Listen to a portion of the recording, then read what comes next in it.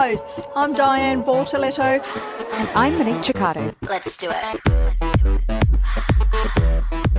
Hello, and welcome to And Away We Go F1 podcast, a Formula One podcast that goes beyond the track limits to talk about travel, food and lifestyle surrounding the sport. I'm Diane Bortoletto, your pre-Drive to Survive Formula One fan, and today I'm in the city, in Perth. And I'm Monique Ciccardo, your post-Drive to Survive fan, and today I'm in Stavanger in the southwest of Norway. Hi, Mon. Oh, another exciting race with the Monza, the Italian Grand Prix that we've just held. Do we call it exciting? Well, there was a lot. There's a lot to talk about, but exciting for me, seeing the Tifosi. Like that for me is just seeing those passionate Italian fans just lining the streets of Milan on the grid after the race. I mean, there's no other race on the calendar that has a spectacle like it. It's phenomenal. I must say, even just the pre-show, watching the pre-show before Monza, the feelings, the vibe that I was getting through the TV, it was immaculate. It just seems like such a wonderful destination and racetrack for a race. So I will give you that. I did find, because I watched the F2 and F3 races this weekend as well, they were hectic. And so I was under the impression that the F1 race would probably be quite hectic in the sense that there would be a lot of offs and overtakes and stuff like that. You know, F3, I think there were 6 or 7 DNFs, same as F2, and that didn't happen. But yes, lots to talk about in the F1 race. Where do we start?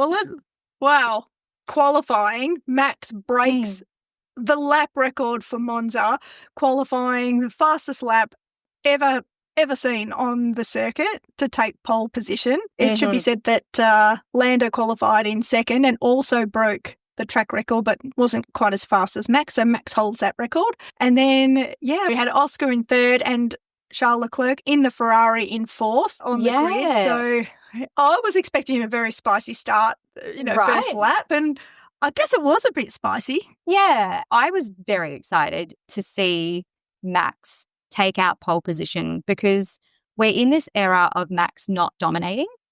That's the McLarens, obviously. The McLarens are dominating right now. And of course, we're very happy whenever Oscar gets pole. We're never ever going to, and we're never ever going to be like, oh God, what a boring race. Oscar won. We're just a little bit biased there. We will admit, we always admit. Yeah, just a tiny bit. But to see Max take that pole position, he's fighting hard in that car this year. It's not a cut and dry championship for Verstappen this year. So I was really happy to see him take pole, other reasons for that too, but very happy to see him take pole.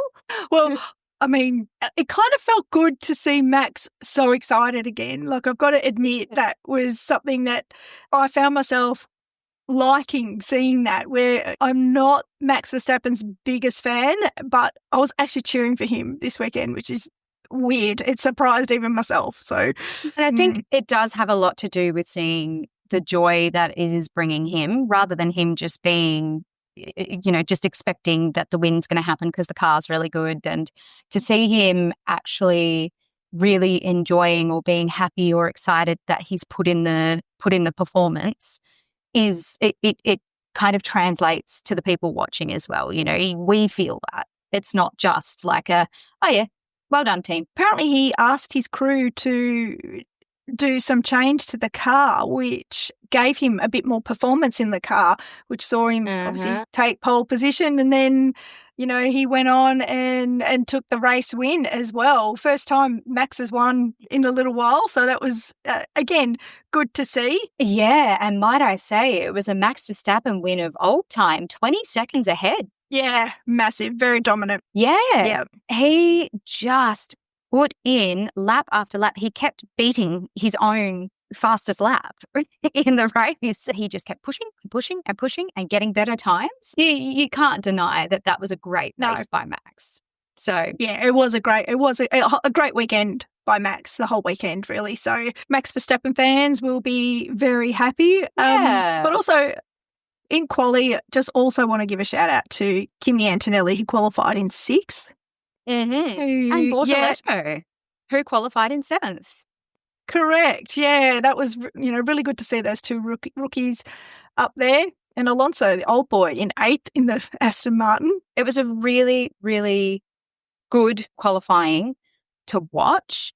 It was also close as well. Like, I think there was only 0.5 of a second between like 18 or so of them. It was very, very, very close. And it was so nice to see things being shaken up a little bit with Bortoletto up there, with Kimi Antonelli making it into Q3.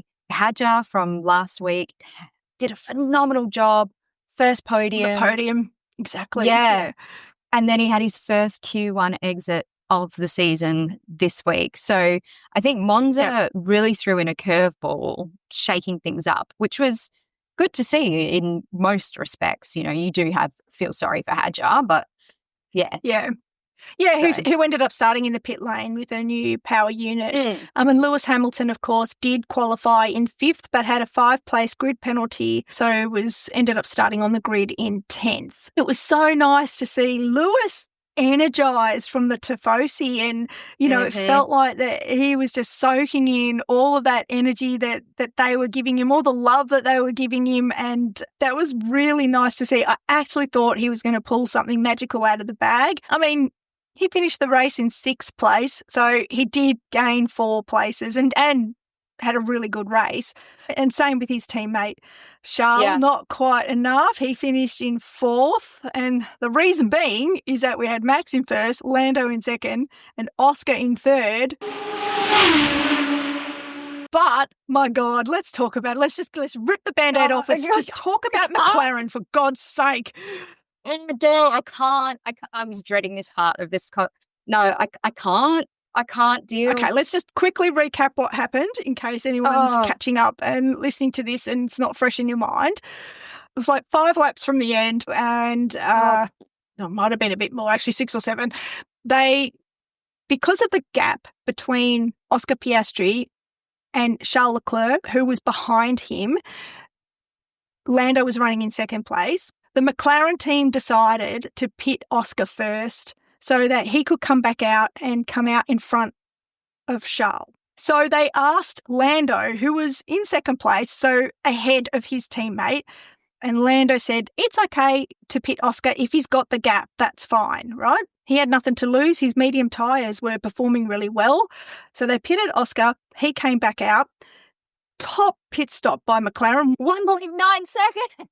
Mega, right? Super. I mean, 1.9 seconds. Can you just think, how do you change 4 tyres in 1.9 seconds? It takes me longer to blink. Exactly. Then they pitted Norris afterwards, and there was a mistake on Norris's pit stop. His pit stop was 4 seconds. I think it was actually 5. By the time Norris exited the pits, Oscar was in front.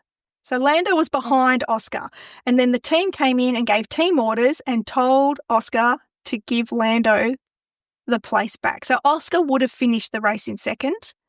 Oscar said on the team radio, a slow pit stop is part of racing. Yeah. I didn't think that kind of counted. They kept referring back to Budapest. Hungary. Back to Budapest.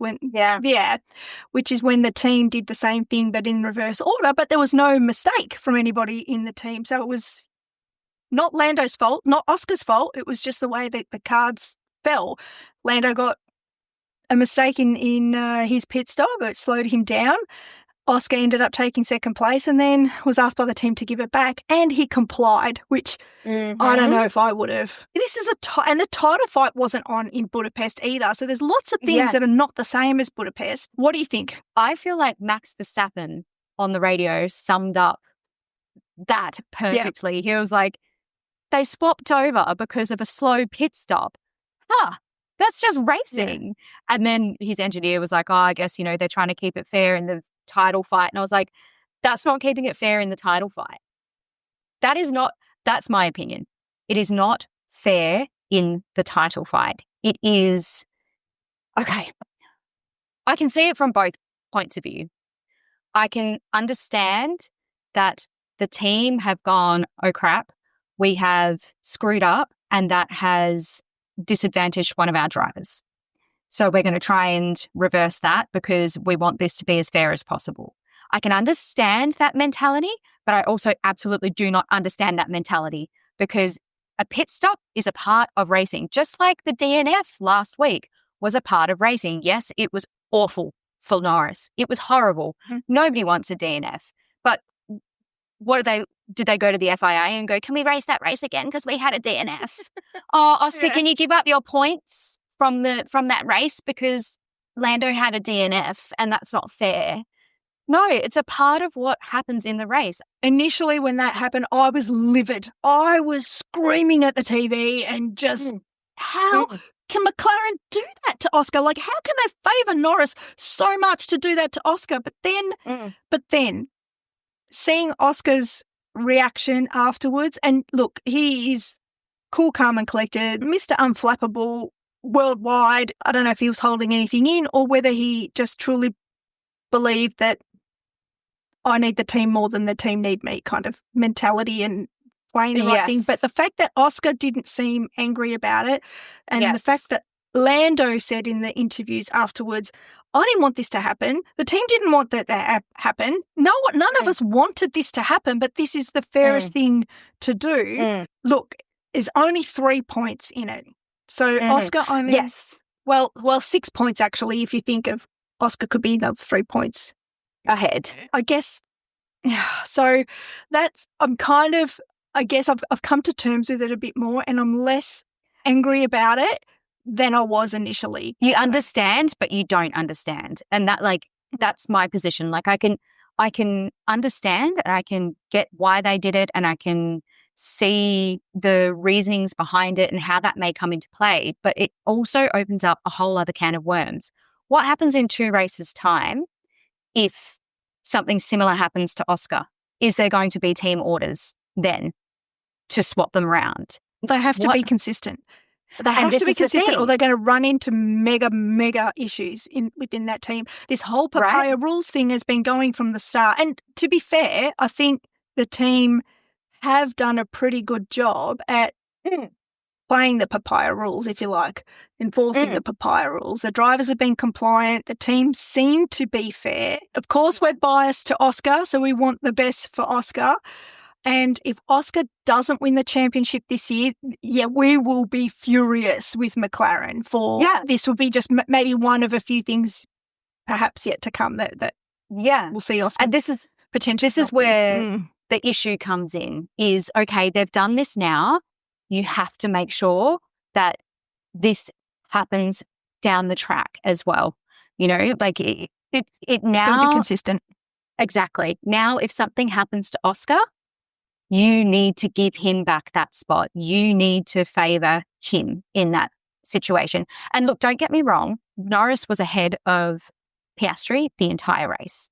So, yes, he deserved that spot because he had raced well. He was faster. And the fact that he lost the place was not his fault. That was the team's fault. Yeah. So, but still, it's all racing, isn't it?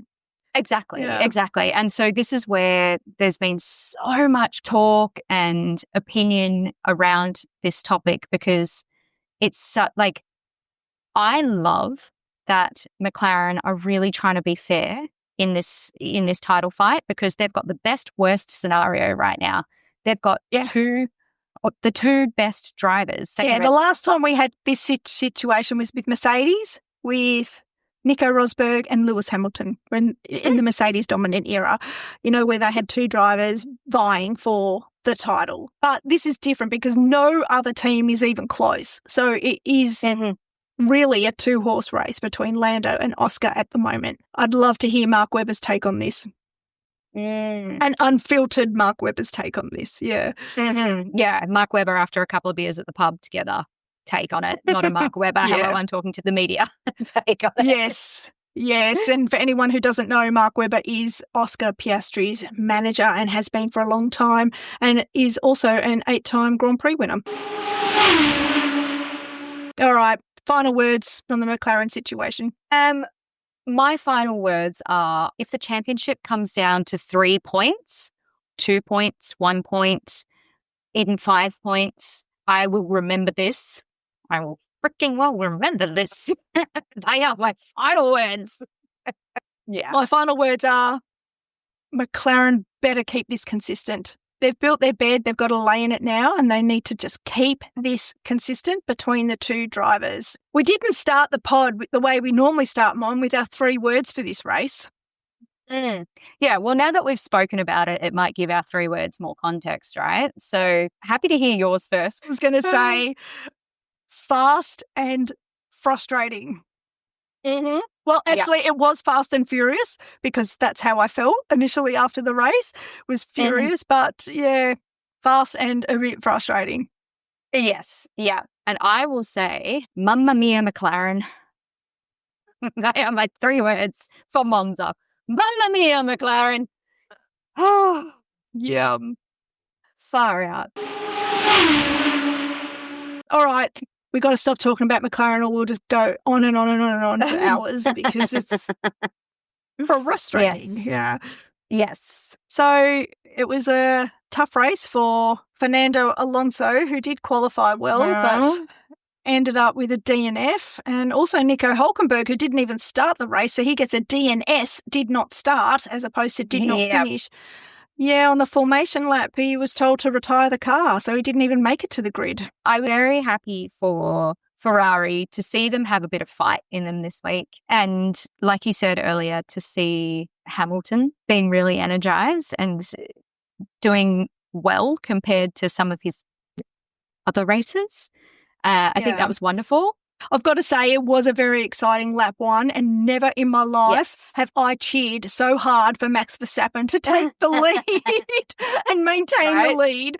Yeah, looked like Norris got the better start, but Max got ahead, and I was just screaming. And then there was a really good battle between Oscar and Charles Leclerc, swapping 3rd and 4th place a few times in those first couple of laps. I was actually really happy with the way that the top 3 qualified. So obviously Max, Lando and Oscar. Obviously would have been happier if Oscar qualified in pole, but we can't always have the wins. We can't always have the pole positions. The time between them, we're talking hundreds, thousands of a second, like not even tenths, it's hundreds of a second. So it's speed of light. Yeah, exactly. It's like, it's crazy. The way that they qualified in top 3, I was quite happy with that because I was like, Lando is going to go hard after Verstappen in first. Verstappen's going to be defending so hard against Norris, and Oscar just has to kind of sit there and wait and see what happens. Let them kind of biff out the front and then take advantage of whatever happens there. But unfortunately, Leclerc came to the party and was ready to fight Oscar. Yeah. And I mean, I shouldn't have been surprised by that. Of course, everyone wants a good start and wants to, better their positions. And so and of course, Ferrari won a podium in Monza. Of course, Ferrari won a podium in Monza, right? Of course. So Oscar was kind of kept busy there with Leclerc, which opened up a gap between Verstappen and Norris. Well, Verstappen and Norris were ahead, and it opened up quite a gap between, I say quite a gap, again, we're literally talking a second and a bit. And yeah, Oscar was stuck behind Leclerc, who didn't have the pace to keep up with the front two. So that kind of set the order for the rest of the race. But yeah. Oh, shout outs to George Russell, who finished in 5th. We haven't even mentioned his name yet. Another Mr. Consistent on the grid. He's been putting in a solid race after solid race, just about each race weekend. Yeah, Lewis in 6th, as we mentioned. Alex Albon in 7th, as we mentioned. Gabriel Bortoletto, my cousin Monty, not 2, in the Sauber in 8th. So proud of him. Very, very solid race weekend from him. Kimi Antonelli in 9th in the Mercedes. And then, Isaac Hadjar in Racing Bulls. Right, in other news, our other favourite Australian Grand Prix driver who's no longer racing, DR, is announced his ambassadorship with Ford Racing. So, yes, he dropped a teaser on social media that had the world in a bit of a frenzy and, interesting move. But also not super surprising, right? Because he loves America. Nah. His personality, people in America love him. So, it makes sense that he's kind of moved into an ambassadorship role with an American outfit. But I think it solidifies his stance as being done with racing itself. Yeah. Yeah. Gunther Steiner, who's the ex-team boss of Haas, has bought a MotoGP team. So I think he's seen the writing on the wall because Liberty Media have recently bought the MotoGP Championship, and Liberty Media are the ones that have been credited with Formula One's revival that it's been going through, the introduction of Drive to Survive, the introduction of the cost cap. But yeah, Liberty Media bought MotoGP, so we can probably expect to see similar things happen with MotoGP, and Gunther's got in, and he's probably hoping for a ching-ching massive paycheck. Since all the Formula One, the valuation of every single Formula One team now is ridiculous. I think it's over. Yeah. I think they're all over $1 billion in valuation. Yeah. Now. Wow.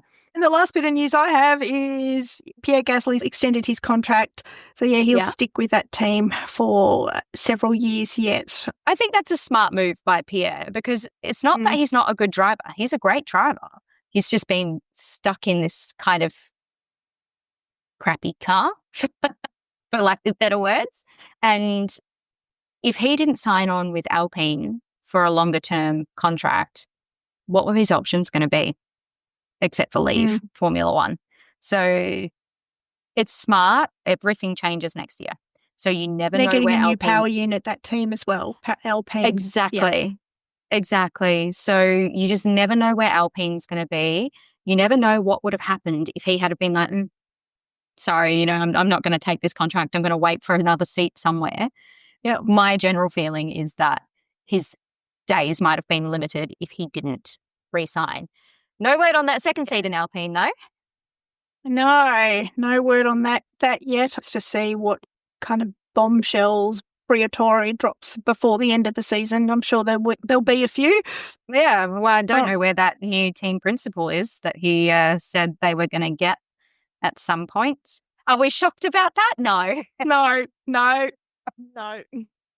No, are we shocked that Colapinto's still there after his 5-race trial? No. Are we shocked that Briatore did come out and say that it hasn't worked out as well as what they thought it would? Yes. Actually, very shocked that he finally did come out and say that. But all the other things, no, not shocked at all. Not shocked at all. No. Oh, got to talk about Stefano Domenicali. My God. Did you hear him come out during the week saying that he thinks they need to look at the length of Formula One races, that they're too long for this generation, and more sprint weekends? And he was saying that the highlights are the most popular thing that people watch. Yes, because all your stuff is behind paywalls. That is why. Yes, everything's behind a paywall, quite right. So there's that. But his argument of wanting to make the races shorter because that's what the audience wants, well, that's because the next generations have an attention span of like a gnat of like 3 seconds. And the longer races give you all that content. Formula One is also a test of endurance for drivers. Yes. When I say endurance, like that is high intensity at the top of human performance for 2 solid hours, mostly, unless you're in Monza, and that was the fastest race in history that we just had at 1 hour, 18 minutes. Normally, they're around the 2-hour mark, right? So, do you know what my solution to this issue of the younger generation preferring the highlights and all that is? Who cares? Let them. Is my solution. Like, who cares? Do better. Sit there for 2 hours and you can sit there and watch a 2.5-hour action movie at the cinemas. Do better. Sit down and watch. Do they though? Or do they scroll half the time? Potentially. Maybe that's the issue. It's not a pedigree. It's a Grand Prix. It's a lot, it's a big race. It's a grand, big race.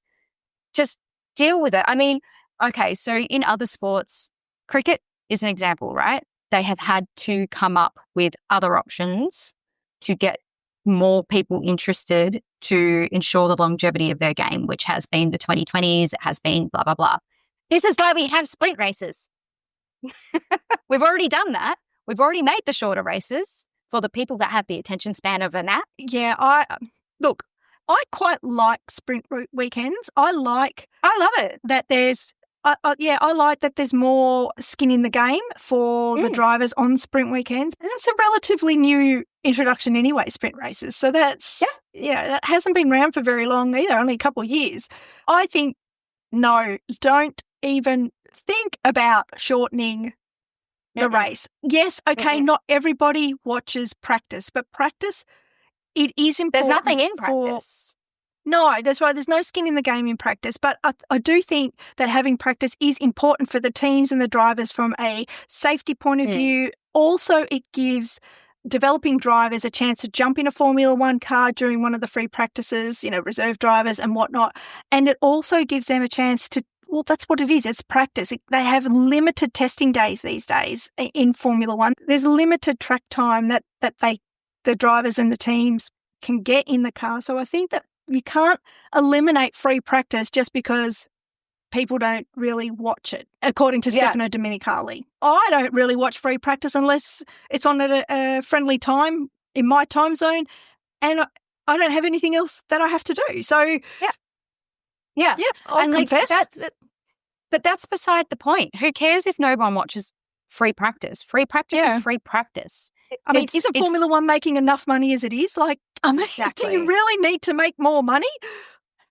And do you know what? That is what this whole issue is about. It is not about the fact that Formula One races have become irrelevant or people aren't enjoying them, or that's not the issue here. No. Stefano Domenicali is thinking about, our profits. How do we get more profits? If we get more people watching, that's more eyeballs, that's more money.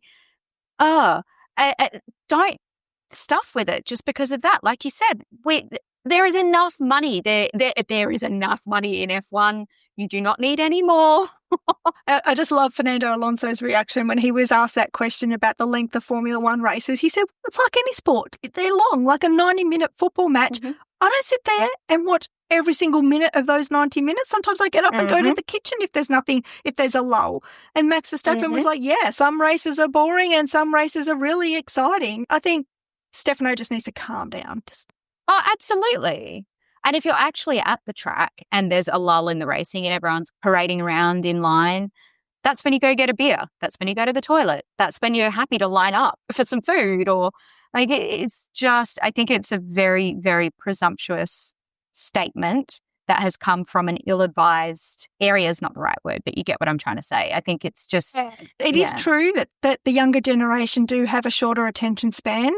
Apparently, like studies have been done, and they do like those short snippets of content, which they're getting. They're getting that on YouTube. They're getting that on social media. They're getting that in highlights. So let them watch that. Exactly.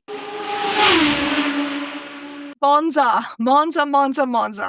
Closest main city to Monza, of course, is Milan. And did you see the scenes of Lewis and Charles in Milan? I think 40,000 fans or something turned up to the main square near the Duomo just to see them. And that was so nice to see. I did see someone had said there are two religions in Italy. As like a caption to that photo. It was great. Yeah. They've got the Pope and they've got Ferrari. So I have spent a little bit of time in Milan. I've been a few times. It's a fantastic cosmopolitan city with some beautiful sights and things to see and do. But how about you? Have you been? I have. I was there for about a week, but I was working for a lot of it at a convention centre and then spent 2 or 3 days actually in Milan. I'm not a big city person. Like I prefer to go to smaller places. It's just more my vibe. But I actually did really love Milan. And I think Milan was known to be the fashion capital. So it really appealed to me walking down the streets and the kinds of things. I think that's just Italy in general as well, to be honest. The stores and the things in the windows. And obviously you've got the beautiful, beautiful Duomo and just next door to the Duomo. And the Galleria. Yeah. Thank you. The Galleria. Yes. And it's so famous because it's so beautiful. Just the marble flooring of the Galleria is a work of art, and millions of people trample on it every single year, which is like, it is beautiful. And the Duomo, I believe it's one of the biggest churches in the world. And it's such a sight to behold, right? I don't claim to have any, I'm christened as a Catholic, but I don't practice. I'm not a practicing Catholic, but I can appreciate the absolute beauty as to how special that place is. One of the best things about the Duomo is that as a visitor, you can buy tickets and climb up to the roof of the Duomo, and you can sit on the roof. And that I did that once years ago, and it was a sunny day. I think it was in spring, and it was just so nice, just sitting up there and taking in the views. And yeah, that's a really nice thing to do if you're in Milan. And I just feel like compared to some of the other major cities in Italy, I feel like Milan, it's not as grungy, let's say, as Rome. No, it's not. So it's got a completely different feel to it than what some, or like even Napoli. You know, Napoli is very grungy as well. Oh my God, you're talking about. You may as well be talking about apples and oranges comparing those cities. They're just, I know it's the same country, but they are worlds apart. Milan is like the business centre of Italy. Milan is where all the head offices are for all the major companies that do business in Italy. Milan is clean. Milan is functional. Yes. Milan has I didn't money. want to use that word. Well, yes, that's exactly true. what I felt.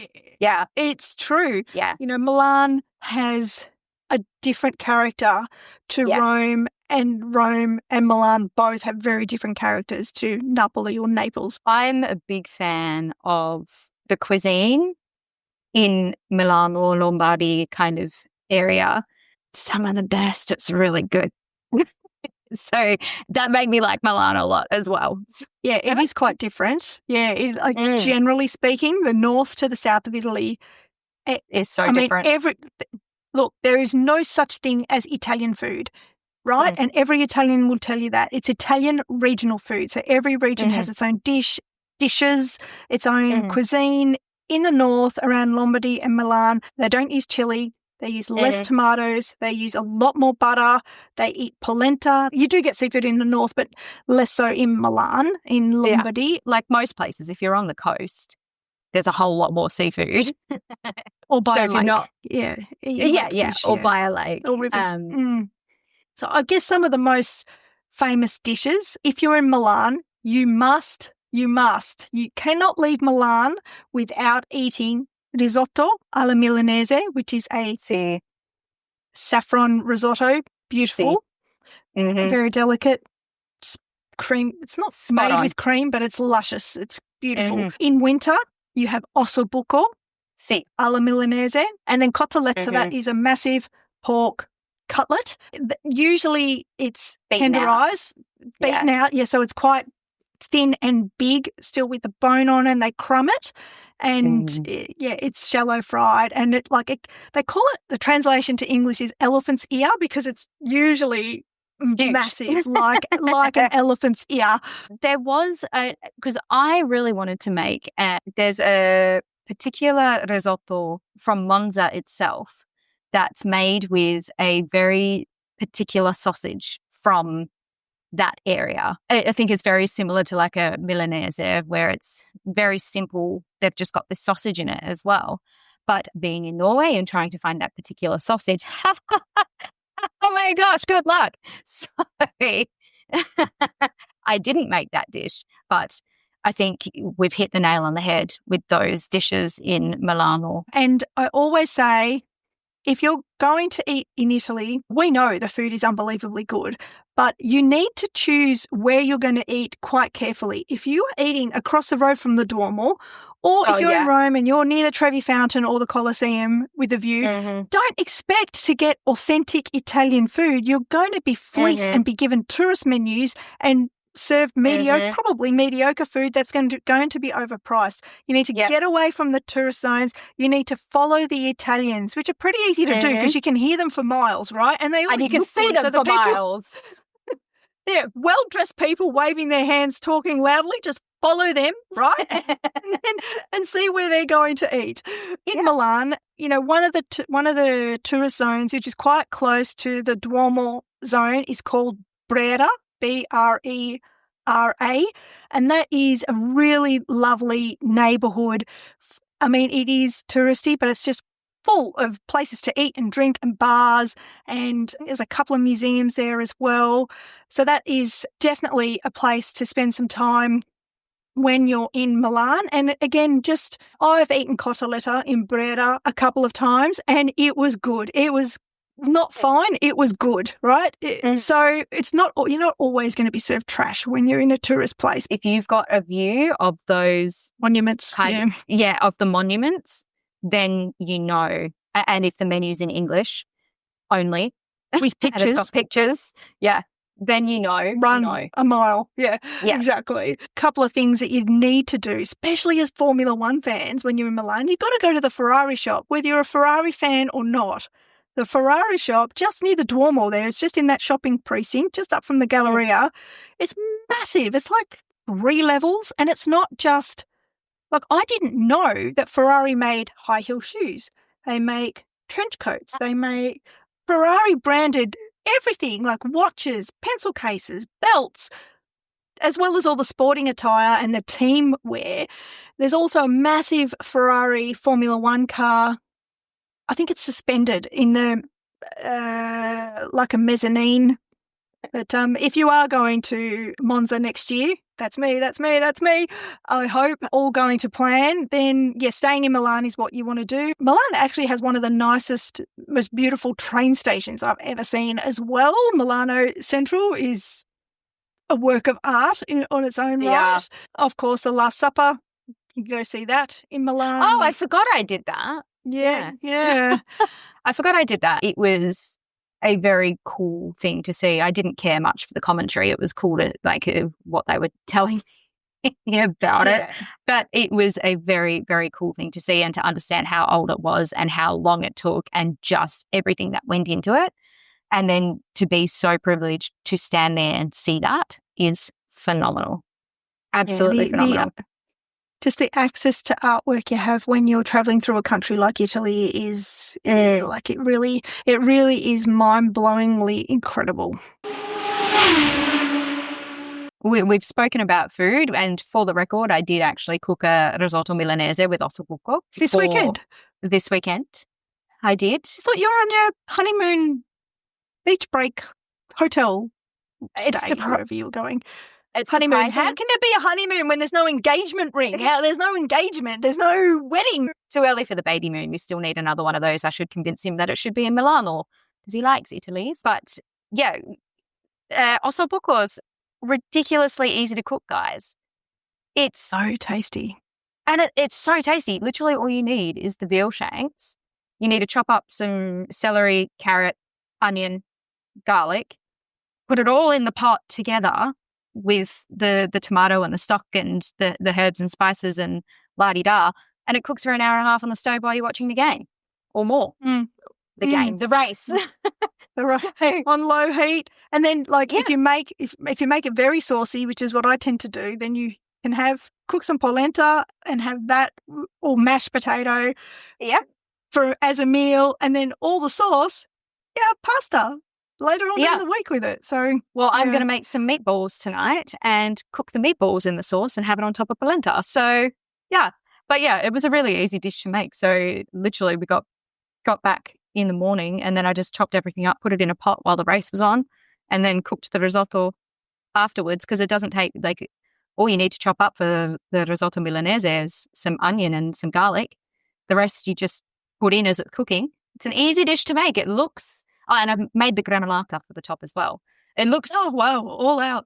The gremolata really does make it.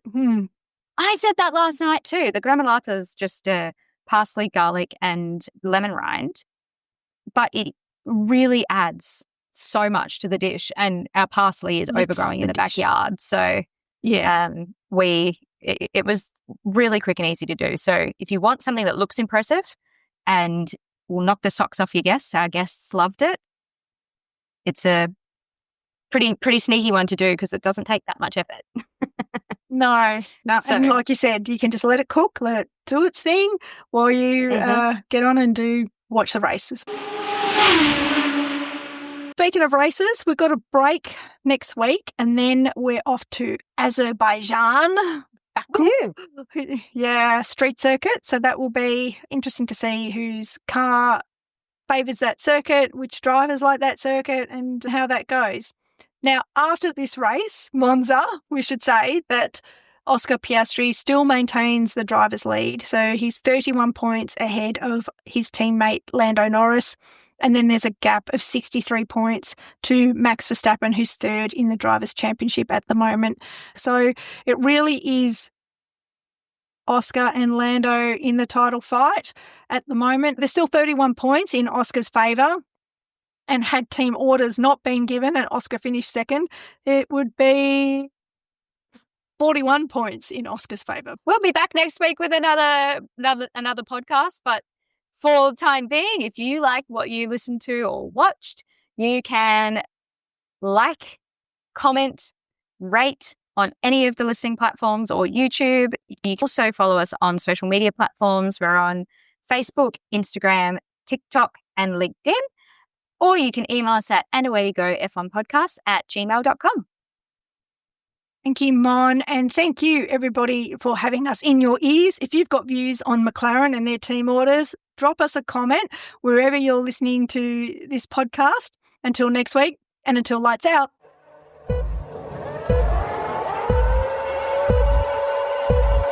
It's lights out and away we go! And Away We Go podcast is produced by Diane Bortoletto and Monique Ciccato. Let's do it.